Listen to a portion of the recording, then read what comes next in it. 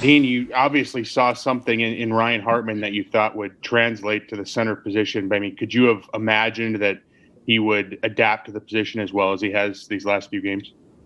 Sure, he's a competitor.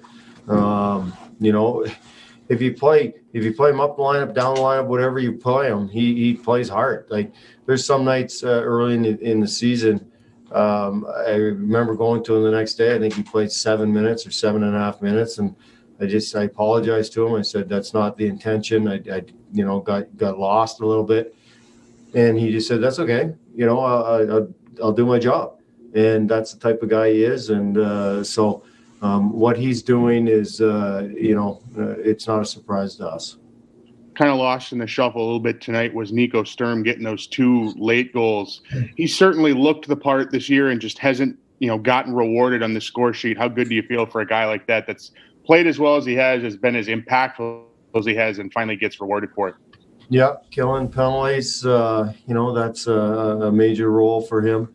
But anytime you can get rewarded like that, and, I just mentioned how excited the bench was with saves and blocks. If you had a camera on the bench when he scored his goal, it's as excited as our group has been all year. So, it's nice for a guy like that to get rewarded for sure. Go ahead, Dean. Hey, Dean, just speaking of being rewarded, just how relieved, or I don't know what the word is, were you for Zach Parise? I know he's been kind of struggling there for a little bit, but just to break through after having some chances last game. Yeah, Zach's been a great teammate.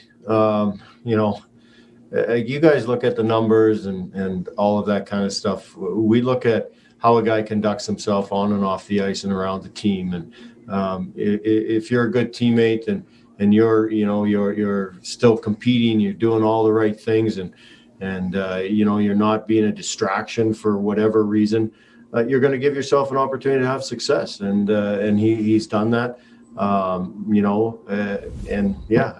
It's great for everybody to get on the score sheet for sure, but it's even better for us at the end of the night to get the 2 points. And then just want to ask you quick about Kaprizov, that shift he had 4-on-4 where he circled the zone like 5 times.